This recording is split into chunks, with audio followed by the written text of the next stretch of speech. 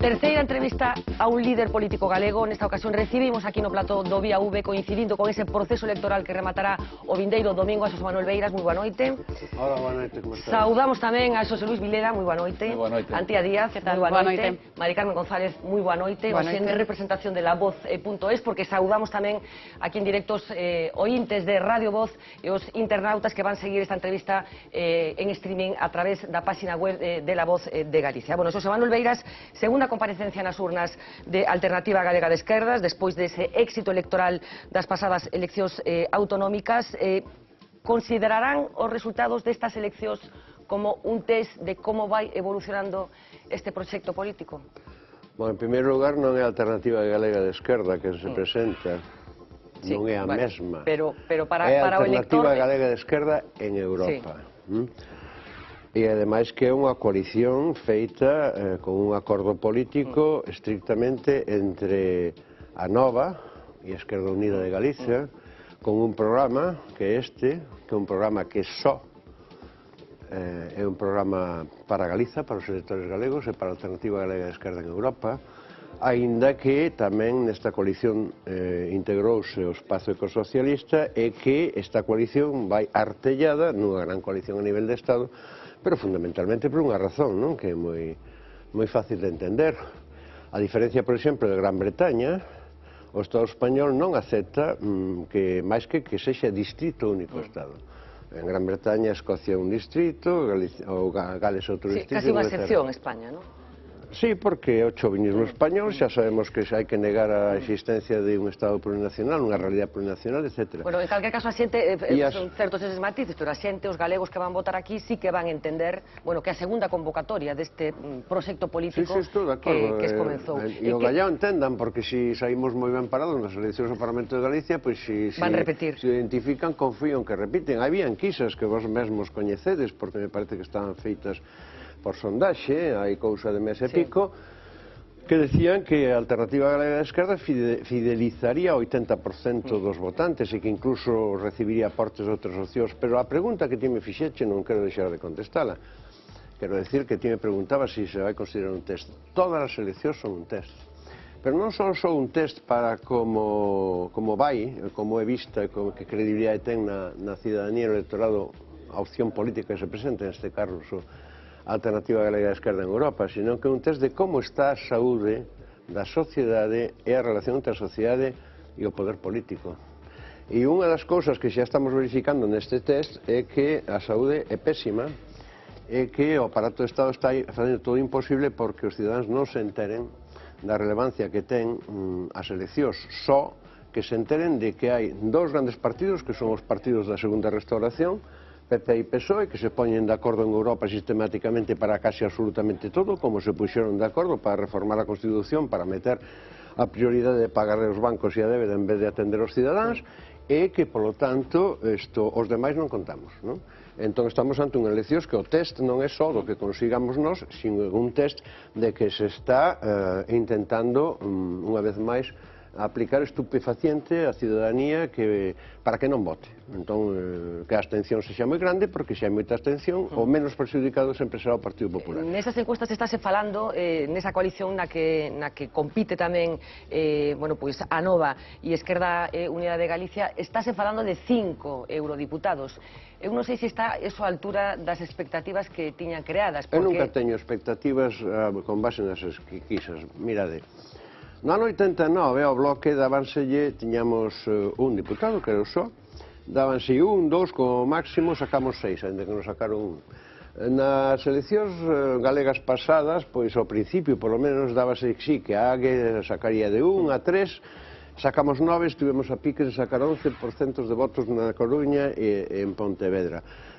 A min as enquisas só me valen como referencias, e están ben feitas por unha banda, e por outra banda están honestamente traducidas en términos de publicitación para indicar tendencias.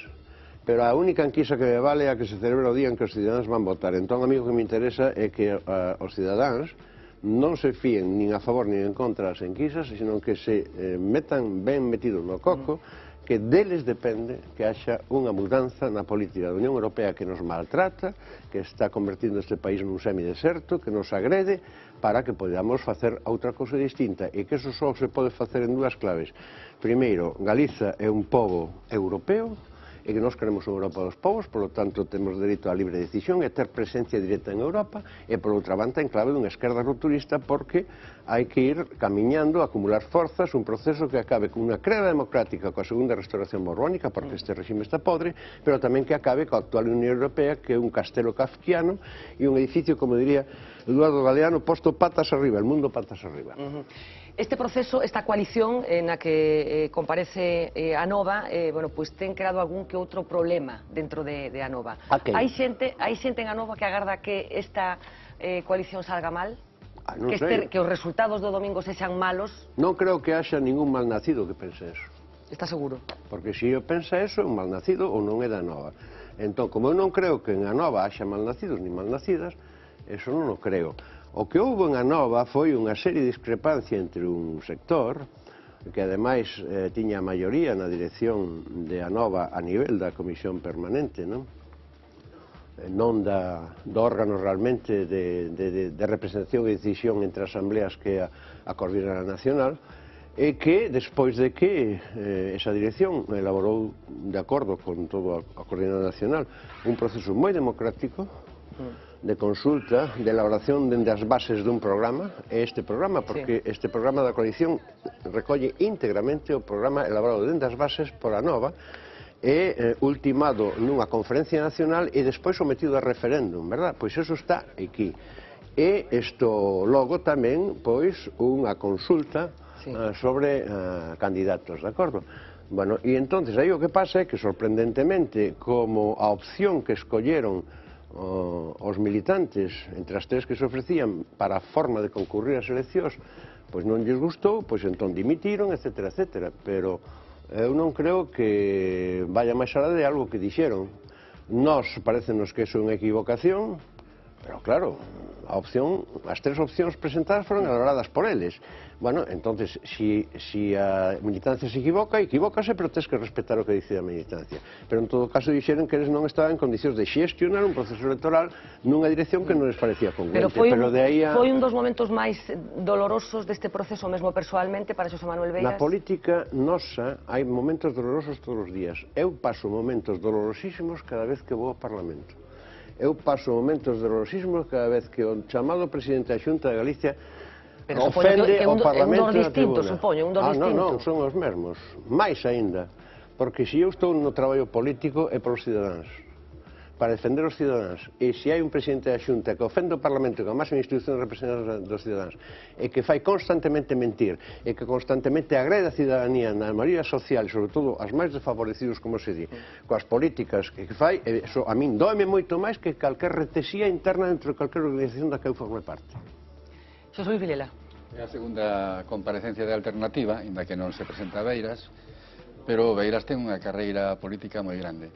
O primeiro mitin que recordo de Xosé Manuel Beiras era no ano 77, eu ainda non podía votar porque daquela había que esperar os 21 anos para ser maior de idade, xa o cubría como xornalista, e despois estábamos no PSG, logo veu o PSG-BNG, logo o BNG, e agora esta cousa absolutamente nova despois da ruptura do nacionalismo. E a pregunta é, se é que Beiras deixou de ser nacionalista?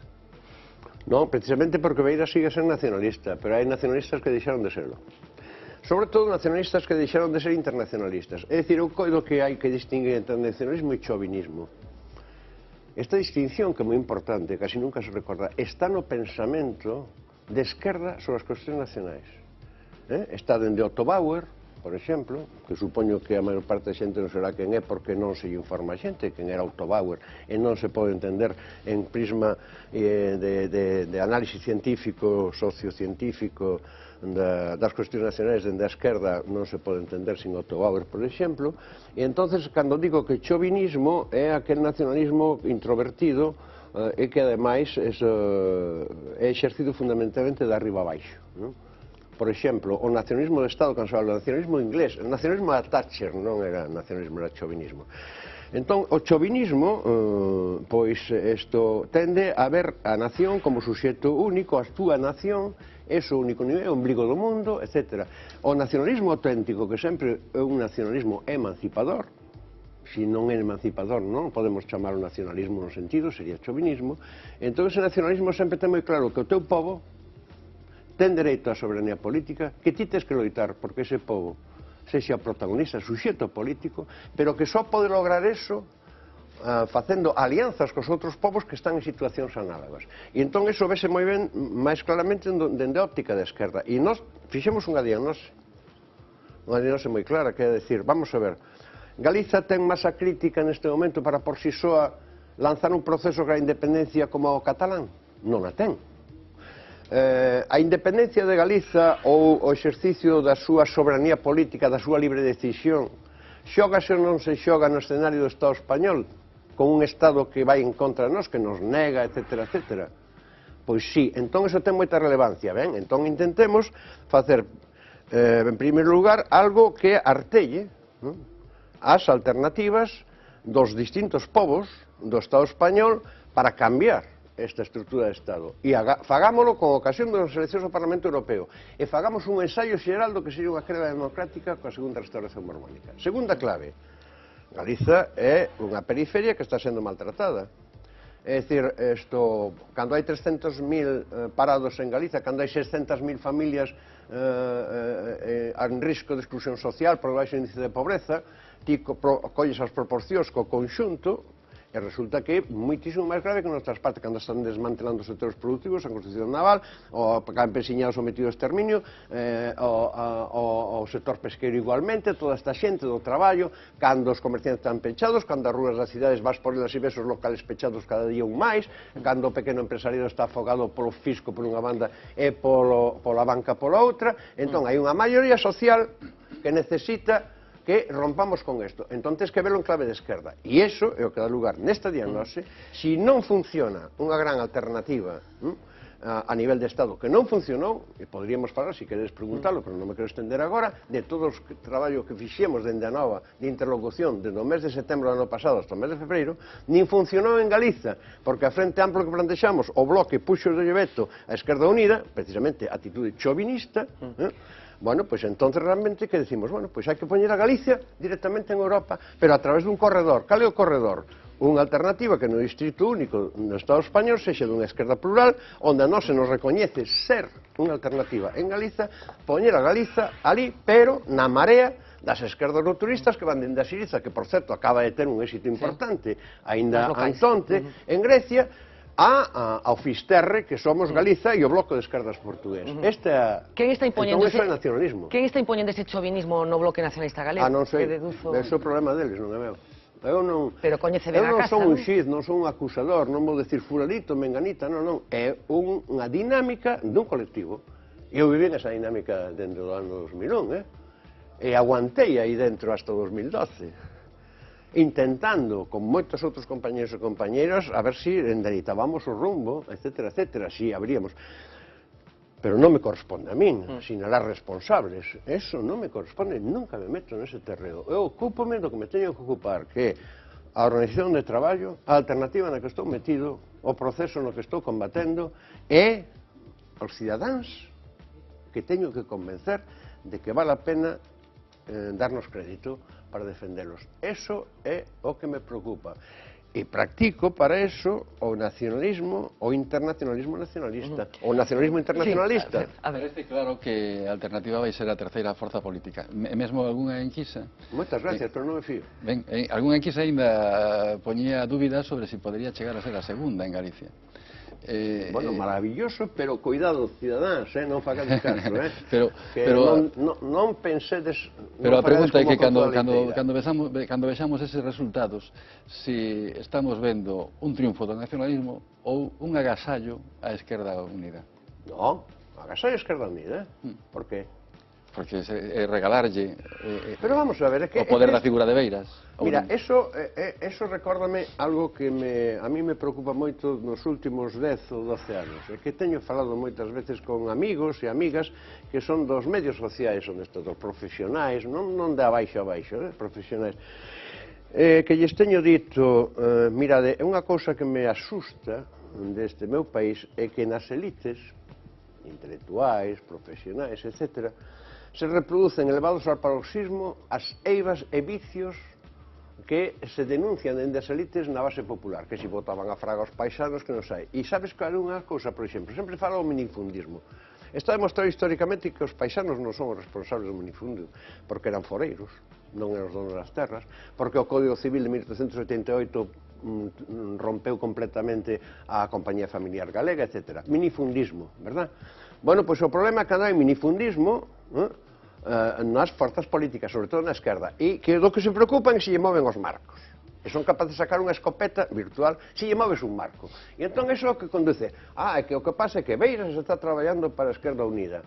Non, Esquerda Unida e a Nova, Espazo Ecosocial, estamos traballando para que os cidadáns galegos se entusiasmen con que somos capaces de pasar fronteiras, son capaces de unir nunha unidade de acción para as europeas, poñernos de acordo sobre unhas bases comuns e, polo tanto, dar resposta a iso que a xente da rúa reclama. Unídevos, unídevos, unídevos. E que non anda con clichés de se esta forza é nacionalista ou esta forza. O caso é que asuman que Galicia é un pobo unha nación.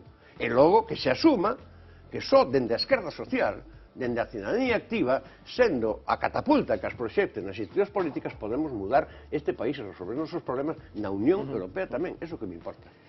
Antía. Sí, eu quería preguntar, precisamente falando desa idea de ilusionar aos cidadáns e de conseguir que vayan a votar o domingo e que voten pola súa opción.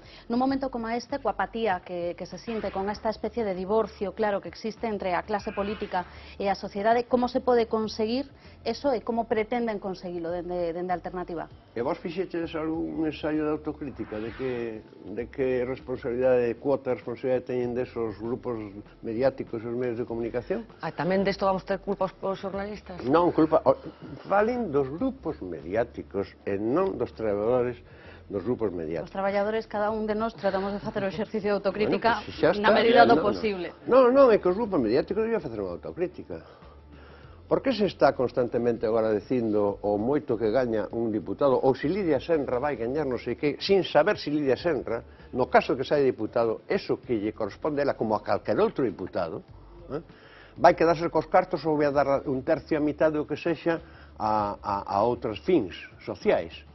Eso estáse contribuindo a cultivar a idea de que todos os políticos son iguais, que son os privilexiados os diputados, non é o privilexiado o señor Botín, non é o privilexiado os señores do Consello de Administración da banca que ninguén controla e que gañan millóns, non é un privilexiado o señor Blesa que cando mete no trullo un xuiz saca o poder político do trullo e mete no trullo ao xuiz que o causou.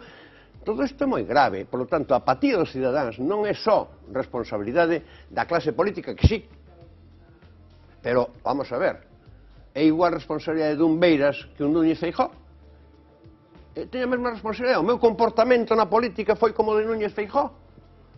O Beiras traballou gratis na política dende 85 a 2005 porque optou por seguir de catedrático en activo, gañarse a vida aí, cumprir coa universidade e traballar gratis no Parlamento, o mesmo que van ao Parlamento como a boa parte dos 41 diputados e diputadas do PP, que non rascan bola, que non sei nin como é a súa voz, que nin falan, porque nunca teñen nada que facer, non din nada, que están aí a chupar del bote, é o mesmo. Entón, por que poñemos a todos os políticos como iguais?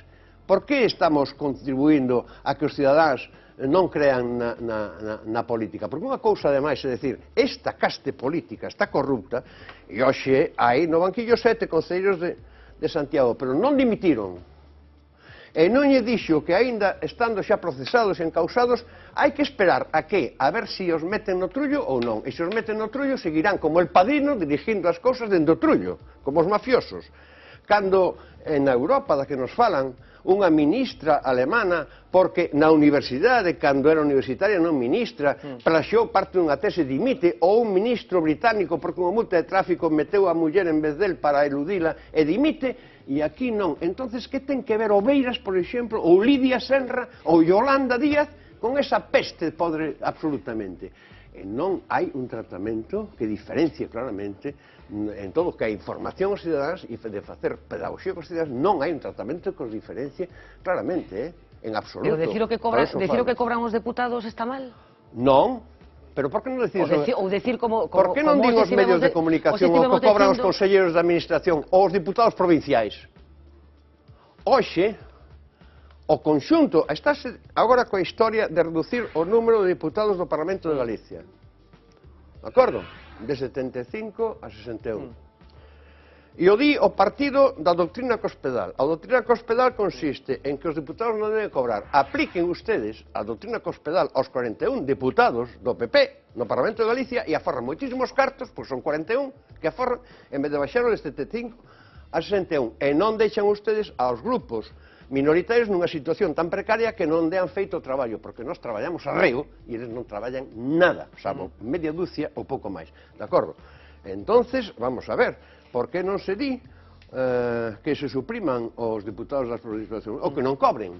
Non, son os diputados. Hai unha consigna da que non sodes responsables vosos que estades aquí, nin os vosos compañeros e compañeros, nin tampouco, seguramente, a dirección dun medio como este ou dun grupo mediático como este, pero que hai unha estrategia dun poder reaccionario que é desacreditar a política, non os políticos, desacreditar a política.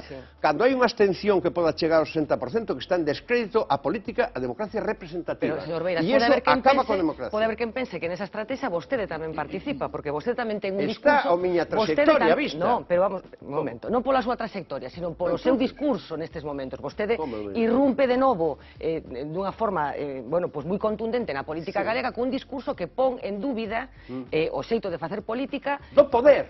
Bueno, non dos deputados, do poder e da oposición, dos dous grandes partidos que están gobernando, que alternativamente foron gobernando España. Claro, dos aparatos dos partidos. Eu teño moi bons compañeiros a meña beira do grupo socialista e compañeiras, pero que son espléndidos e que eu non só me levo moi ben, sino que votamos xuntos e estamos de acordo na maior parte das cousas. Nunca se me ocurre a Acuña, por exemplo, a médico esta espléndida. Pero por que siguen entón nesa organización? Porque están alienados? Non, eso é problema deles, teñen que verlos. Vamos a ver, eu tamén aguantei no bloque dende 2003 a 2012, despois que me defenestraron, despois de que tal, e despois de que me... De acordo? E aguantei no bloque. Por qué? Porque seguía pensando que o proxecto do bloque, se se mudaban cousas, era recuperable e que era preferible intentar rexenerar o BNG dende de que marcharse. E por que vou pensar que non teñen esa idea unha vez losada? Ou calquera dos que están, por exemplo, a carón de min no Parlamento de Galicia por o Grupo PSOE, e que están dicindo cousas moi importantes. Agora sí, E dentro do PP non fai esa distinción? Sí, pero minoritarios absolutamente. O sea, a quen salvaría do Partido Popular? Non vou dar nomes. Pero digo che que hai diputadas do PP que eu teño unha desgracia. A de ser vello non por ser vello, sino porque todo o que está ocurrindo está facendo mergullar a memoria, do limbo da memoria, lembranzas moi atrás da miña nenez, de cando o nacionalcatolicismo, de cando a sección femenina, da falange, etc. Estou vendo. E a veces estou vendo incluso as meñas expresións en deputadas que se sentan nos escanos do Parlamento de Galicia polo PP, que eu recorto de personas que eu podería dar nomes que eran de la sección femenina cando eu era un neno ou un adolescente. Por exemplo? Non penso. Aí non me levas. Non, as expresións polo menos. Non, porque non, eu non sou acusador. Eu estou facendo unha diagnose descarnada. Pero non se trata de agredir ou de calificar unha persona menos en público. Para iso están os xuíces. E para iso están outros medios. Tería que estar, por exemplo, a Comisión do Estatuto do Diputado. Non o fai. Tería que estar a mesa e a presidencia do Parlamento, en vez de estarnos acosando. Eso de que eu tiña... Hai poucos días, aínda poucas semanas, a última vez que a Pilar Rojo, a presidenta do Parlamento, me chamou, me dixo, porque non tomamos un café, falamos, porque iso está moi ben o de falar. E empezou a soltarme aquelo que eu me recordaba como se fose a directora dun colexio de nenas de 1943, verdad? Bien, e me falaba de que expresións que nos tiñamos que por el decoro del Parlamento. Decía, e non é faltarlle o decoro do Parlamento que di Núñez cando as preguntas, non é faltarlle o decoro do Parlamento que digan determinadas cousas como que dixeron aquela cousa machista terrible a Chelo Martínez, e a quen votaron no pleno foi a Chelo Martínez a vez do increpante do PP. A nós están nos suprimindo do diario de sesións cousas que eu decía nos tempos de Fraga e que non. Por exemplo, cando digo este Parlamento é unha cámara de gas, non saben distinguir entre a valencia metafórica da linguaxe e outra, verdad? Bueno, pois eu tive que dicir rojo, mira, eso decía e non pasaba nada. Ao conselleiro de Cultura, que se chamaba Pérez Varela, nunca chamei polo seu nome no tribuno do Parlamento, chamaba sempre Pequeno Beres, nunca me votaron do Parlamento por eso. Entonces, onde estamos? Estamos nunha situación que a nós se nos acosa, intenta hacernos aparecer ou como que facemos circo, ou que somos maleducados, cando estamos falando como fala a xente, e non se dan de conta de que a xente do común o que di é que estes falan como a nós. E estes defenden o que temos que defender nós, e nós non podemos. E estes están realmente traballando para nós. E iso que? Non se ten en conta. Entonces a min que me expliquen. Como decía o director da Voz, hai algúns meses a Alternativa parece que podía converterse na segunda forza política en Galicia, pero nas últimas enquisas, vostede di que as enquisas as toma como tendencia, nas últimas enquisas parece que hai un debilitamento. Eu non sei se vostede identifica erros nestes últimos meses e ten solucións. Erros, claro que sí. É que non comete erros. Eu cometo erros. Eu cometi moitos erros na miña vida. Pero non é polos erros, é polas retesías internas. Houve retesías, falamos delas, non me doen prendas. E eu, nunha determinada situación, tuve que eu que estaba dando pasos atrás, paulatinamente, dixen, teño que dar un paso adiante, porque senón aquí resulta que se hai unhas dimisións e non se recompón a dirección, como os facer? Temos unhas eleccións europeas diante. Bien, e entonces, evidentemente, que pode haber incidencia deso, pero de todas maneiras, vamos a ver, si eso dá lugar a que se perda a credibilidade por parte de Anova, ou por parte da Alternativa da Esquerda, como se explica que un Partido Popular podre hasta arriba de todo, con xente no banquillo, con todo o que está pasando, non esteña no 5% como máximo de intención de voto? Que pasa? Hai que analizalo. Que pasa? A xente é tonta? Non. Eu nunca pensei que o pueblo é idiota. De acordo? Nunca me considerei superior aos cidadáns. Entonces, vos tedes que analizar que está pasando nesta sociedade, neste estado, para que un partido podre, que está en descomposición, botando xurre por todos lados, con un candidato alias Cañete, creo que lle chaman, que vai ao Parlamento Europeo, que é un dos responsables do exterminio campesiñado do sector pesqueiro aquí, e que por riba sale con frases machistas, absolutamente extemporáneas, non esteña reducido confinando o 5% dos votos. Que está pasando? Canto estupefaciente está funcionando sobre a sociedade? Pero que está proporcionando ese estupefaciente? O poder. O poder, e non só o poder de aquí. O poder de aquí é liliputiense.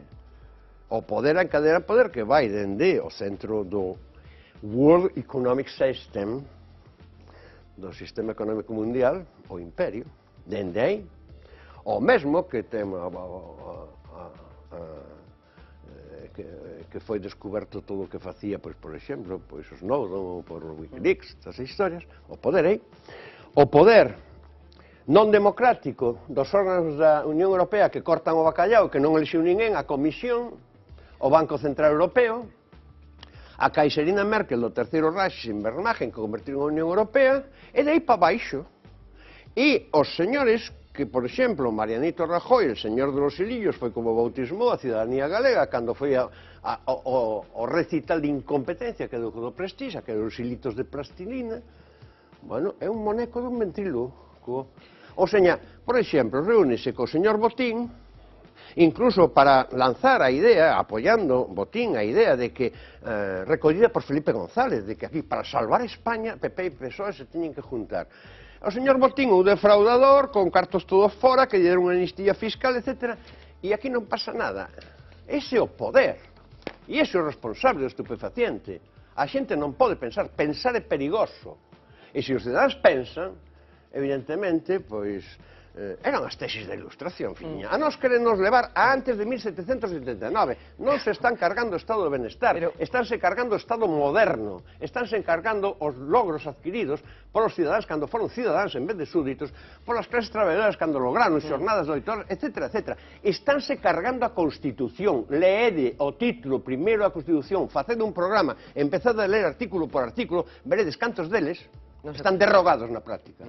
O que define as condicións da xusticia, de que ningún cidadán pode ficar en indefensión, de que ser gratuita, equidade, o que define o sistema tributario, que ten que realizar a xusticia democrático e ser progresivo, o pleno emprego. Lédelles a xente o título primeiro e preguntade, están vixentes estes artigos?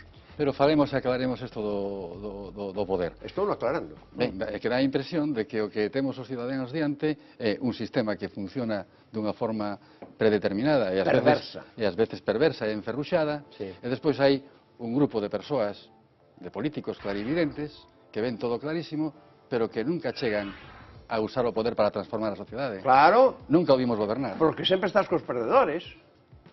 A corto plazo, claro, estás cos perdedores. Cando me dixen, veira ser un perdedor. Claro, como non vou ser perdedor? Se eu teño que escoller entre os cidadáns que sou un pobo que leva 500 anos sendo derrotado e perdedor, entre eses, ou os que o fan perder e os que os esmagan, que pasa? Que es que sexa un esquirol, un cipallo, que me apunte. O que quero que goberne, a ver se cambia isto. Pero eso depende dos cidadáns, e eso non creades que está tan longe, porque, por exemplo, o que está pasando agora é que eso que di que a cidadanía é pasota en gran medida de exercer o voto porque cree que non lle vale para nada. Pero as plataformas cívicas son o motor do cambio. Están organizándose os desafiuzados, os das hipotecas, os parados, os defensores da sanidade pública, os defensores do ensino público, os que están con un plan mineiro que parouse en Corcoesto, parouse no momento na Terra Chá, queren convertir Galicia en Catangas, ou que en vez de en África Ecuatorial no Fisterra Europeo. Esa é a cidadanía que está sendo o motor do cambio. E o que quere a cidadanía é que haxa, ainda que sexan 4 gatos, políticos e políticas que fagan o que eles queren que fagan e que os defendan a eles e que lle sirvan de catapulta para levar todo o que eles están reivindicando ás institucións políticas. Eso que estamos facendo nós no Parlamento de Galicia, por eso temos credibilidade. E iso que queremos que faga Lidia Senra no Parlamento Europeo no marco da esquerda rupturista europea dende Siriza e Alexis Tsipras hasta ela mesma. E vouche dicir unha cousa. Tan consecuentes son con esta diagnose que estou facendo que cando escollimos a cabeceira da lista galega dentro da española, número 5 na do conxunto do Estado español, Lidia Senra, date conta, non escollimos nin a unha parachica, nin a un home ou muller do aparato do partido, nin de Esquerda Unida, nin de Anova, nin a un cadro político que podía ser moi lexítimo, porque podíamos dicir que é necesario que haxa unha cabeza política ali. Non, collimos unha persona... Nin a Xosé Manuel Beiras como eurodeputado. Sí, só me faltaba. Eu a Europa e a Madrid só vou de embaixador. Ainda non son as condicións para eso. Pero collimos unha persona do común que ainda ten un posto no mercado, que co seu home cultivan a terra e a horticultura, e que é unha muller que leva 30 anos combatendo en defensa como membro da clase máis sometida a exterminio neste país, que é o campesiñado. Un país onde hai poucos anos ainda veía 100.000 explotacións gandeiras e hoxe non quedan ni siquiera 10.000. Escollimos eso. E a xente das de conta, a veces, e acabo, o que pasa dentro das organizacións políticas e pasou en certa medida en Anova, é que se abordan as cuestións, como estas que estamos tratando, en clave interna. En vez de poñer as orellas e escoitar o que din os cidadáns. E andar nos medios de cidadáns e escoitar o que din, e o que che din cando se aproximan a ti. E entonces moitas veces resulta que a maneira en que se ven as cousas en clave interna é antitética da maneira en que ven os cidadáns para os que dis que queres traballar e aos que lles vas pedir o voto. Eu nunca caín no erro de funcionar en clave interna. Ter en conta as dinámicas internas, pero sempre, oia, o meu amigo paisano veciño de Castrigo, Ferreiro de Castrigo, que ven a casa e me di, señor Beiras, que a min dame vergonza cando fago un traballo ter que meterlle unha quinta parte máis de IVA, mentras en cambio estes desgraciados estafadores que defraudan a facenda dalles amnistías fiscales e andan en paraísos fiscais ou metendo os cartos, empezando por la monarquía. Eso é o que hai que tender a xente así, porque a xente que está máis narcotizada, si quere, é xente que que vai facer un proceso de toma de conciencia. Queixábase antes, señor Beiras, do tratamento que se poda estar facendo dende os medios de comunicación, esa igualación de todos os políticos que a vostede non lle parecía xusta. Non me queixo, fago unha diagnose. Bueno, expresando de paso unha queixa, dicindo que non temos por que falar... Expreso unha queixa, é dicir, me sinto-me agraviado. Claro, no, pero que non temos por que falar do que vai cobrar Lidia Senra, como falamos do que vai cobrar os demais. Sí, sempre que faledes de que canto cobraba Méndez e cal foi o contrato blindado do señor Pego. E porque o Parlamento de Galiza, en cambio, pois por orden del PP, parou a Comisión de Investigación sobre a cuestión das caixas, e porque non están procesados. Bueno, pero isto se pode... Hai moitas informacións contando publicado, non invalida isto que publiquemos canto cobran os deputados. En calquer caso, notei, detectei un certo intento de poñer en valor o traballo que está facendo a Alternativa Galega de Esquerdas no Parlamento Europeo. E aquí... Bueno, a miña pregunta... O que non se pregunta é cantos cartos cada un dos deputados damos a nosa organización que non ten pleitos bancarios ni niñeiro negro pagado polos empresarios. Amoloulle que se contara nestes últimos tempos que non vai a sesións de control do presidente da Xunta? Si me amolou. Pero se fun eu que o dixen. Bueno...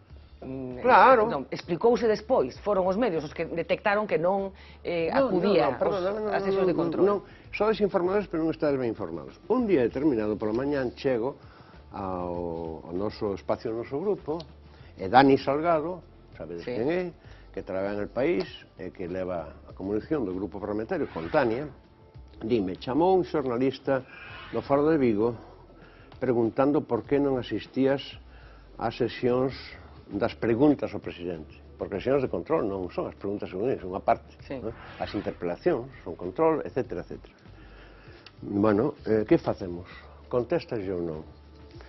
E dixenlle, ou pasas, dixen, depende, mira, aquí verás, se eu contesto vou dicir, mira, pois non vou, porque non estou disposto a presenciar en silencio, forzoso, como este presidente ofende a dignidade do Parlamento cada vez que fala. E entón, de aí, polo tanto, pois sí, pois decímoslo, polo tanto, fun eu. Non é que os medios dixesen, un periodista me preguntou e contestei. E agora vou vos explicar. Saben os cidadáns que, mentras que na Cámara dos Comuns, en calquer sesión plenaria, calquer diputado da oposición pode facer unha pregunta ao Premier e ten que contestala. Aquí hai que presentar a pregunta por escrito 8 días antes, ten que pasar pola xunta de portavoces. O pleno métese a sesión cando lle convén o presidente, vaya por onde arde de día, o mércoles pola mañán, e que ademais o grupo parlamentario só poden facer as preguntas aos portavoces. E ademais, ao principio de cada período de sesión, tens que decir que portavoz vai facelas e ten que facelas o mesmo portavoz durante todo o período de sesión. Está aburrido o Parlamento vostede, está aburrido. Estou indignado. Non aburrido, indignado. Isto non é un Parlamento. Eu xa non digo agora que unha cámara máis, digo que o Parlamento de Galicia hoxe é a casa dos mortos de Dostoyevsky, coa diferencia que non está en Siberia, sino no Pazo do Horro e non hai tanta neve. Antía. É que precisamente con isto si quería preguntarlle tamén, vostede di que non pode falar ou que está de algún xeito amordazado nesas preguntas que se lle fan ao presidente. Non, é que non teño dereito a falar porque... Pero a pregunta é, o que habería que facer é cambiar a reglamentación, o sistema de funcionamento do Parlamento ou deixar de ir? E de quen depende de que se cambie eso? Se eu reclamo que se cambie e o PP ten maioría... E o resto dos grupos? Vamos a ver, vos sabedes, supoño que sí que o sabedes, é unha pregunta retórica. Empezou a legislatura no mes de novembro do 2012. Levamos un ano e medio longo, con 2 plenos cada mes. Sabedes que en todos os plenos, todas as peticións de comparecencia do presidente da Xunta de Galicia reclamadas pola oposición sistemáticamente foron vetadas agás unha soa. Só unha vez o PP, que ten maioría, e, por lo tanto, nas decisións da Mesa Xunta de Portavoces aplícase esa maioría. Vetou sistemáticamente, sigue vetando a comparecencia do presidente da Xunta, só compareceu unha vez. Entón, ti crees que eso non estará ali nos de Monifate? Que só comparece cando quere? Sabedes que as peticións de comparecencia de membros do goberno, xa non do presidente, sistemáticamente, ou casi sistemáticamente, o que fai o PP é decir que non, e o que fai é o goberno decir que vai comparecer fulanito ou menganita a petición propia e ademais querían acumular as peticións de comparecencia pedidas pola oposición. Sabedes que iso funciona así? Iso é un Parlamento. Quen controla o goberno? O Parlamento o goberno ou o goberno está controlando o Parlamento? Quen é responsable disso? Como rachamos con eso? Cambiando as reglas de xogo.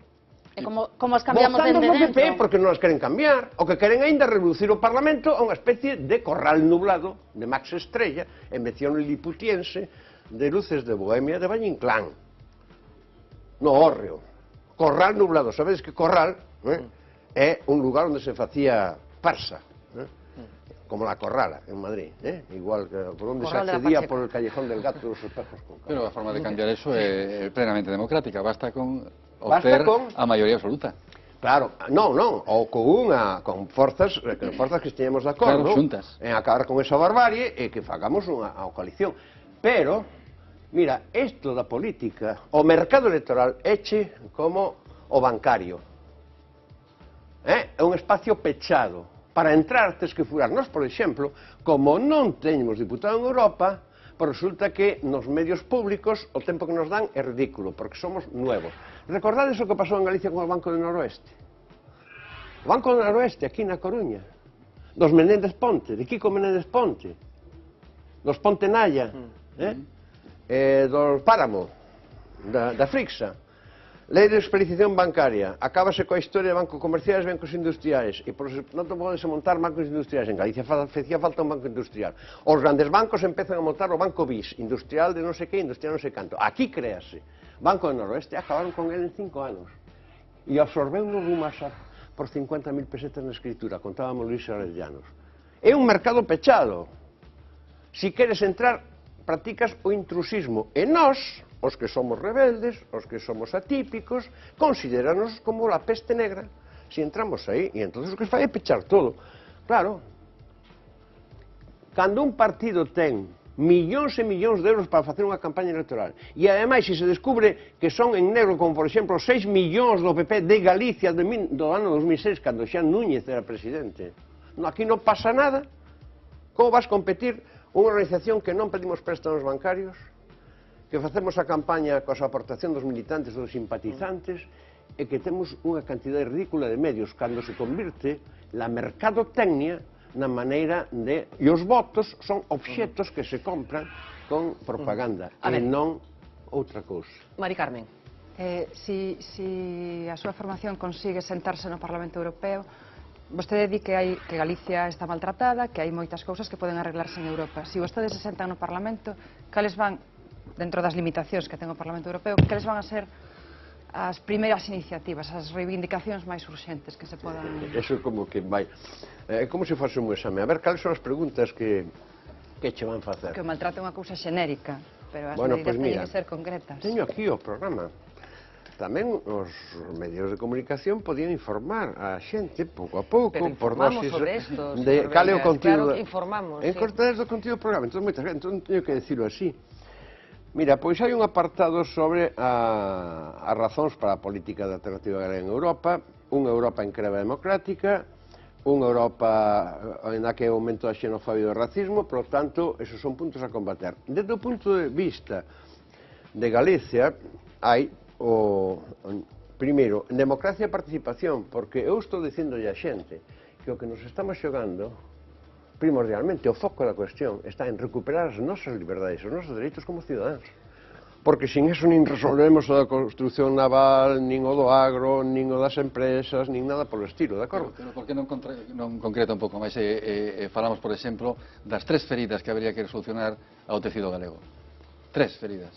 3 medidas. Tres feridas que... 3 cousas que hai que arreglar urxentemente. Bueno, pois a primeira que hai que arreglar é 3 cousas, as primeiras que me veñen agora a mente. Primeiro, política pesqueira común.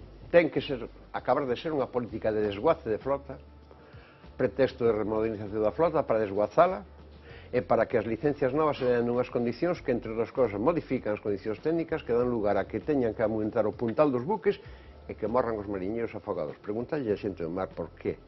Por que naufraga? Ben, por lo tanto, política pesqueira común.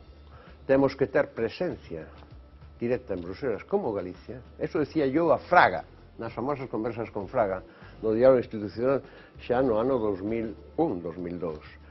Esa é a primeira cuestión. Igual, cuestión agraria. Ten que cambiarse a política agraria común, de maneira que en vez de ser en función das grandes agroindustrias, as que representa o señor Cañete, por exemplo, que sexa a favor do campesiñado, e recuperar a economía campesiña. E aquí, e no resto de Europa, mira, as subvencións que veñen de política agraria común ao Estado español, 2.000 e pico agroindustrias reciben as mesmos fondos que medio millón de labregos e labregas autónomos en todo o Estado español. Eso o que representa o señor Cañete, por sacarlo do medio e empezar a facer unha política así. E a terceira cousa, si queres, naturalmente, levantar inmediatamente o veto a que o país de toda a península, e se cadra de Europa, polo menos da Europa occidental, que ten a man de obra máis formada, a maior tradición, a mellor tecnoloxía, o know-how e os mellores lugares de emplazamento para a construcción naval, que esteña condenada a non construir barcos. É que absolutamente de escándalo. Douche tres, son as primeiras que me dieron, pero cambia esas tres cousas, este país xa empeza a cambiar, e logo veñen todas as que ti queiras, non? Pero, dademos de conta, a enumeración de cousas non vale. Eu digo estas. O que vale é ir ali para facer un frente con todo o que sexan deputados e deputadas que representan povos de Europa, que temos problemas análogos e que queremos cambiar a Europa, é irlle dando a volta polo forro ao que actualmente a Unión Europea. E é un traballo que non se fai en 3 días. Pero se non se enceta ese traballo, nunca se fará. Falando de Europa e da Unión Europea, de como están reaccionando os diferentes países ante o contexto de crise, falaba antes dese posicionamento electoral que parece que ten Siriza, esas eleccións recentes e a posibilidade de que se convirtan na primeira forza o vindeiro domingo, pero hai outros países, caso de Francia, por exemplo, que acabamos de saber que parece que a lista máis votada vai ser a de Marine Le Pen. Por que está reaccionando Europa dunha forma tan diversa, digamos? Por a mesma razón que durante a Gran Depresión e que empeza no 29, en Alemania, República Democrática de Weimar, ecosistema electoral da República de Weimar, ascendeu Adolfo Hitler, resistible ascenso de Arturo Wilberto Brecht, a maioría dos votos alemáns. Que pronostica que vai pasar? Porque a crise, cando hai unha... Cando o poder convirte os problemas sociais en problemas de orden público, o que está xerando unha forma de violencia e unha forma de alienación que dá lugar a que a cidadanía machacada busca salvadores e aparecen en todos os caudillos. Pero que pronostica que vai pasar? Eu non teño pronóstico. En donde? En Europa, como un conxunto no que están acontecendo... Europa está en creva. A Unión Europea actual é inviable. E tampouco é solución sair do euro.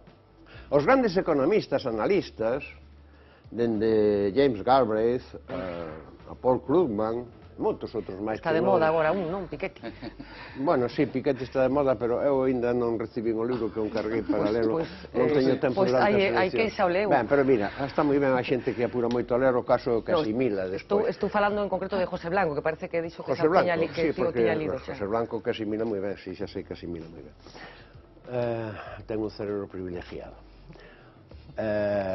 Ao que estábamos falando. Os grandes economistas. Os grandes economistas incluso ironizan dicindo que si a solución é salir do euro, quen tiña que salir do euro é Alemania. E entón resolvíase, volver ao marco. Non. Os grandes economistas das forzas alternativas, por exemplo, Yanis Varoufakis. Yanis Varoufakis, o gran cerebro, é un grego que ademais é profesor en universidades anglosaxonas, Alemar, etc.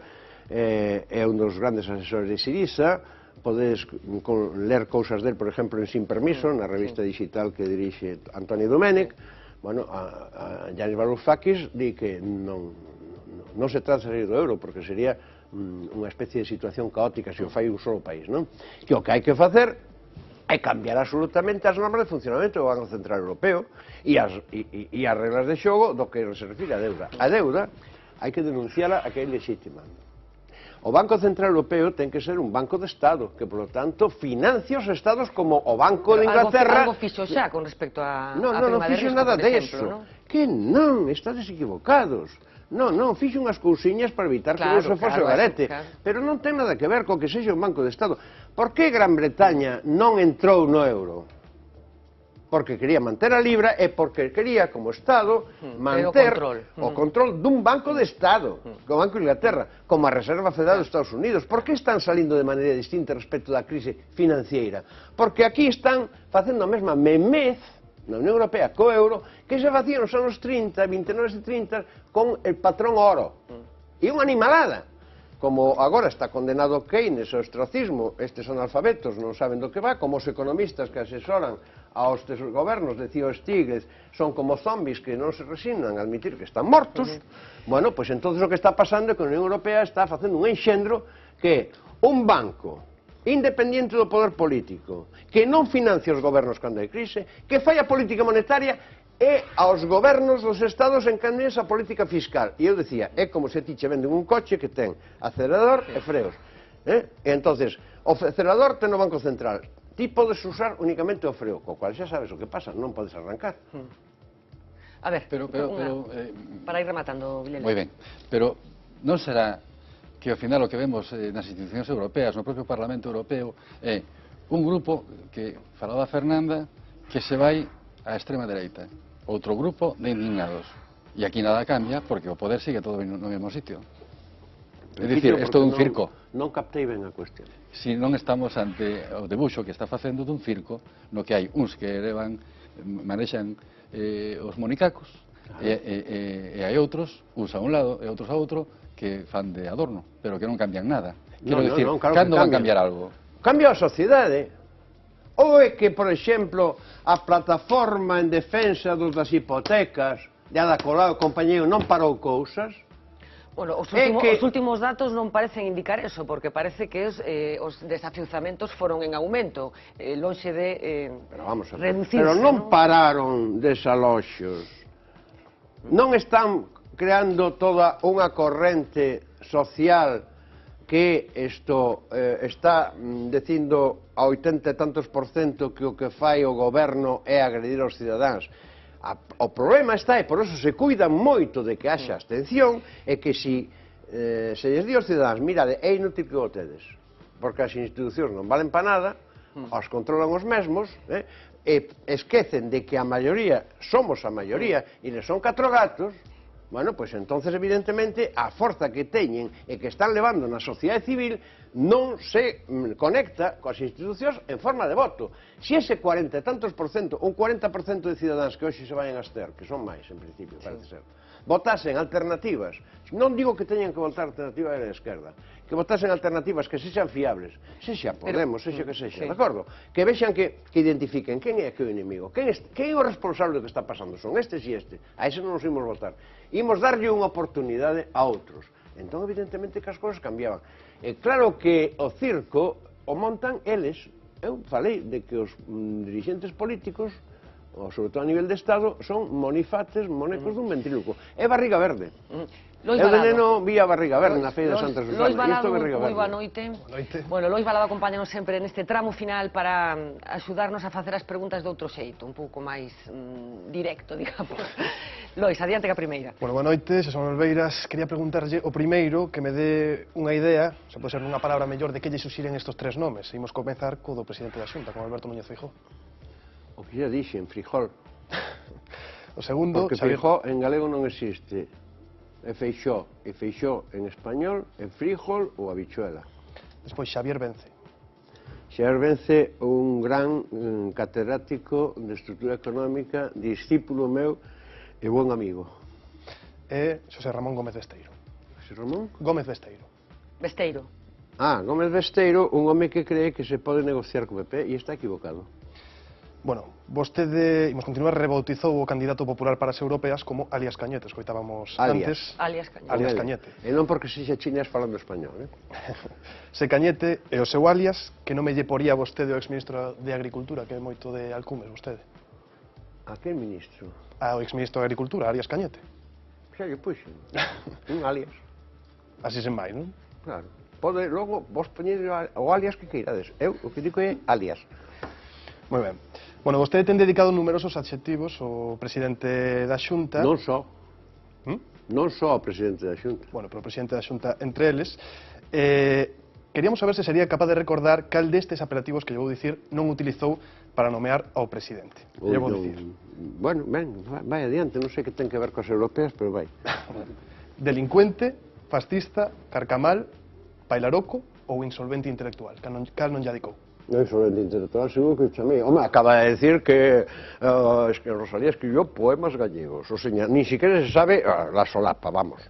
Eso é presidente da Xunta dun país que ten unha literatura como as dúas obras de Rosalía Castro, Cantares gallegos, que decía ese gallegos, e Follas novas, e non sabe. Por suposto, si se lle ocurre a alguén decirle, mire usted, pero tamén escribiu La hija del mar, o El caballero de las botas azules. El caballero de las botas azules vai pensar que era un tipo que daba tinxidos aos zapatóns.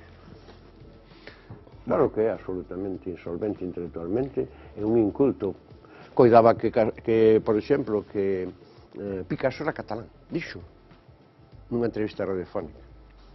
Supoño que os do PP de Málaga se serían furiosos. Ao mellor tampouco os de Málaga sabían que Picasso era malagueño, pero bueno, todo recoñece todos os apelativos. Non estou seguro, non teño unha memoria de elefante como para saber se algún vez utilizou deso, pero que os merece todos estou seguro.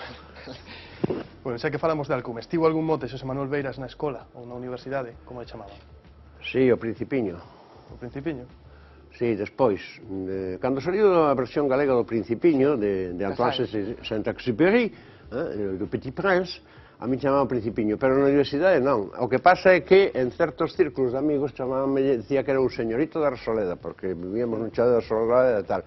E por eso, precisamente, cando nos botaron do piso do preguntoiro, a Luís e a min, e tuvamos que buscar e mercamos unha casa abandonada alá en Aguiar, no concello de Brión, unha finca, e puxemos nome, eu puxenlle Reboraina, de Aguiar, en homenaxe a don Ramón Otero Pedrallo, que a última novela que escribiu era O señorito de Reboraina, para que entón me chamasen o señorito de Reboraina, en vez de señorito de Rosaleda, e, por tanto, sentíame moi gabado, porque era un homenaxe a don Ramón Otero Pedrallo. Eu xogo con esas cousas, son capaz de rirme de min mesmo. Por tanto, teño dereito a rirme dos demais, está claro. Pero era un señorito da Rosaleda? Non. Bueno, pero era un chico guapo, parece ser que era guapísimo, tiña moito charme. A gravata, eso non sei, non creas, pero bueno, sí, a gravata sí que usaba gravata, claro, pero cortaba a navalla nun tempo determinado, que non estaba moi ben, etcétera, etcétera, claro, e sempre. Os dou pegaduros, nun tempo xa máis adiante, decía que Beiras é un señorito con unha excelente educación pequeno burguesa. Bueno, e eran os meus compañeros e non me enfadaba con eles.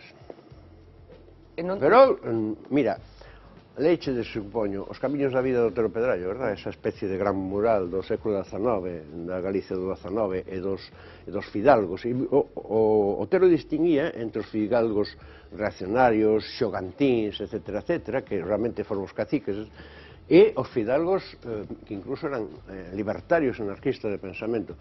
Eu teño moito de fidalgo, pero dese segunda caste do Otero Pedrallo, dos anarquistas, libertarios, dos que eran capaces de botarse ao mundo. Por exemplo, o Fresco,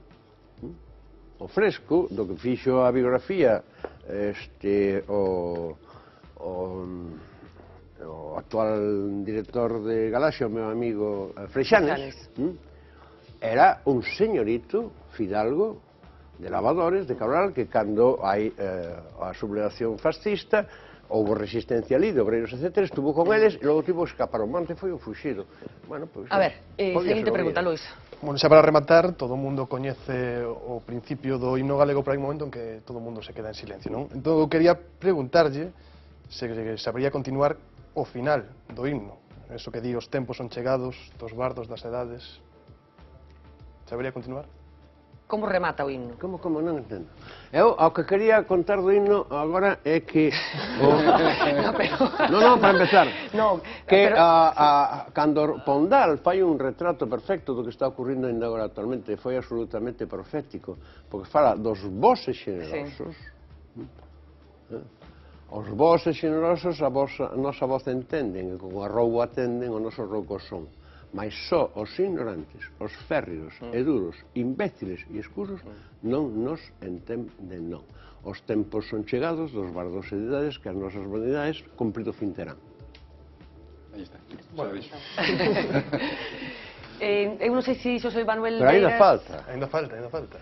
E a nosa voz pregoa a redención da boa nación, ou nación de Breogán. Por lo tanto, no himno oficial da Comunidade Autónoma de Galicia defínese Galicia como nación. A ver se o aprende o señor Núñez ou o señor Puig. Se o aprende Mariano Rajoy, que ten ancestros ben nobres. Rajoy Lup, por exemplo, e que é a antítese. A ver se o aprenden.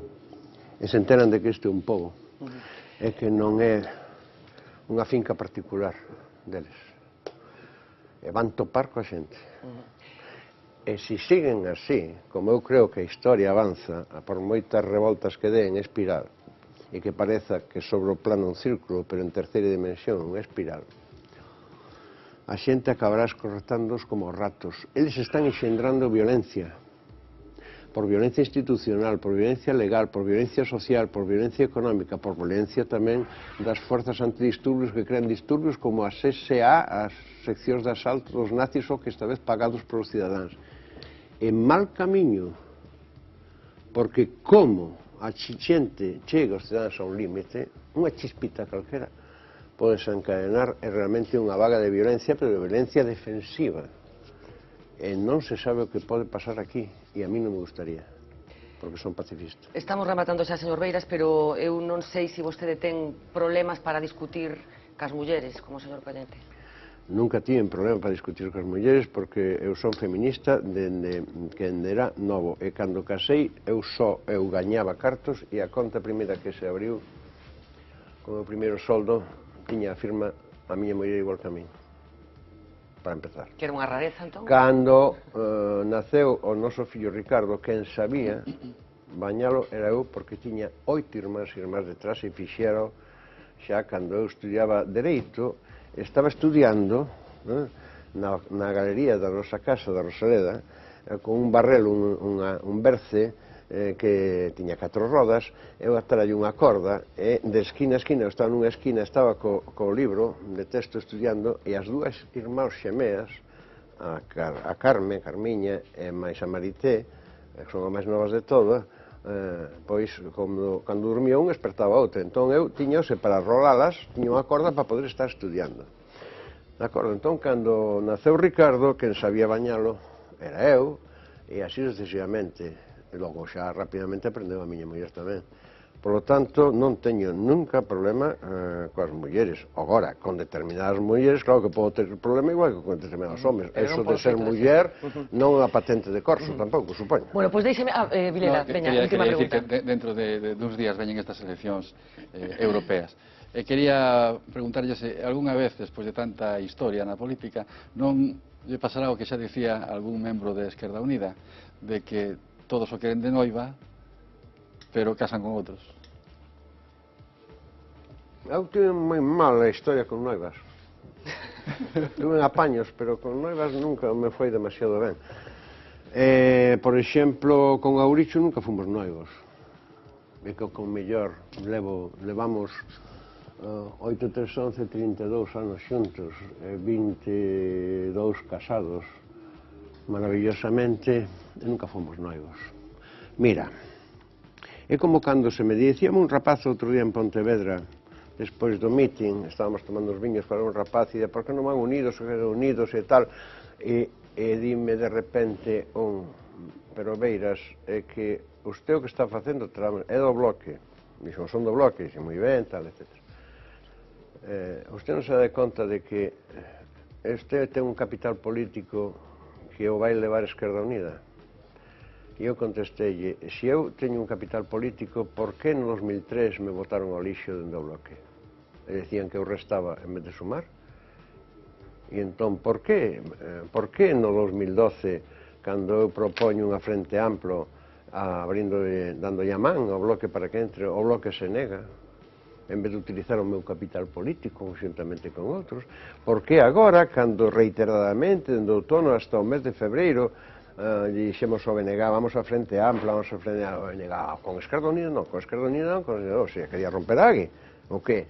E por que non tiveron en conta ese capital político que militantes do Bloque di que o Beiras agora lle vai entregar a Esquerda Unida? O BNG, o Beiras non ten capital político, primeiro. Segundo, non ten capital de ningún tipo. Teño 30.000 euros de aforros de toda a miña vida, como un xunto, neste momento, así de claro. Pero, ademais, é que se eu teño un patrimonio, porque eu distingo entre patrimonio e capital, como se fala de capital humano, detesto recursos humanos, é distinto. Se eu teño un patrimonio, o meu patrimonio estou entregando en vida aos cidadáns nos que creo e aos cidadáns que me queren, ademais. Decía que non foi nunca de noivas, que non foi de noivas, así que a relación de Anova con Esquerda Unida, que é xa un matrimonio? Non, a relación de Anova é un amancebamiento. A relación de Anova con Esquerda Unida é unha reedición do que se fixo para as galegas, polas mesmas causas polas que só foi así nas galegas. Estou dicindo que abrimos a porta, non querían. E agora tamén, por que non houve unha Frente Ampla de Galicia que fósemos BNG, Esquerda Unida, Anova e incluso Compromiso xuntos? Por que? Por nós, que estuvemos hasta a última hora insistindo. Por que non houve unha gran alianza a nivel de Estado en que entrase dende a esquerda versale vasca, a esquerda nacionalista catalana, a esquerda nacionalista galega, a esquerda plural española que asume o dereito á libre decisión dos povos, etc. Por que non houve? Non foi porque nós non nos esforzásemos, é porque sigue sendo o Estado un corral nublado, é porque a nivel das organizacións políticas, da superestrutura, que é unha excrecencia, unha parte do aparato do Estado, as organizacións políticas convertidos en pezas do aparato do Estado, atraccionados polo aparato do Estado en vez de ser... Mesmo as que dicen querer cambiar o sistema. Moitas delas tamén. Bueno, pois siguen, digo eu, receando os veciños unha cuestión de marcos. Estamos rematando xa, pero decía que sempre rematamos con un vídeo que trata de reflexar o personaxe que nos acompaña dunha forma distinta. En retrato ou en caricatura? Xa ten algunha experiencia. Unha caricatura visual. A min vale igual a caricatura. Imos decir, unha caricatura visual, imos velo.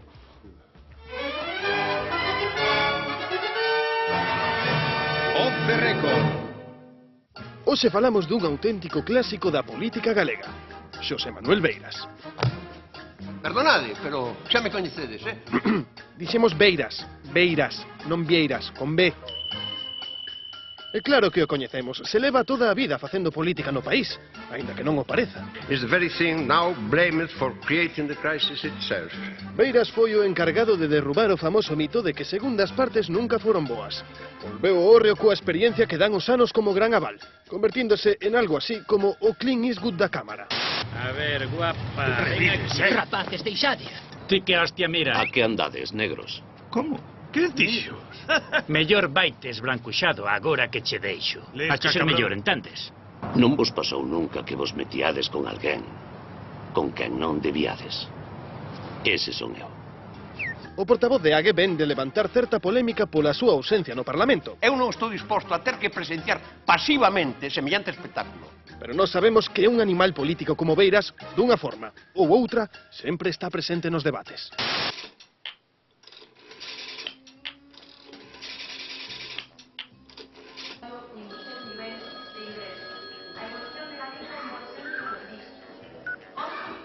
Boas tardes.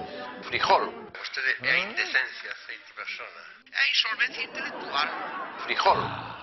Pero se algo fai único a este político é o seu estilo irreverente que tamén se nota no seu armario.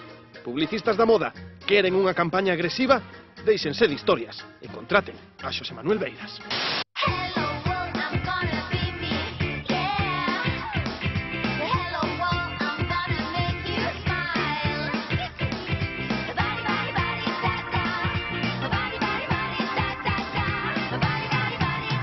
Desigual, la vida es chula.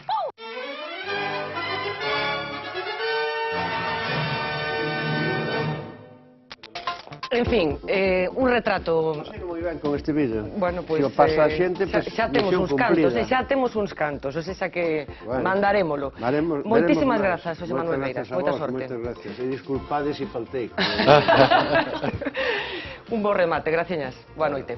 Rematamos por hoxe. Regresamos mañá 10:20, como sempre en directo. Remataremos con Xosé Ramón Besteiro. Será a partir das 11. Sexan felices.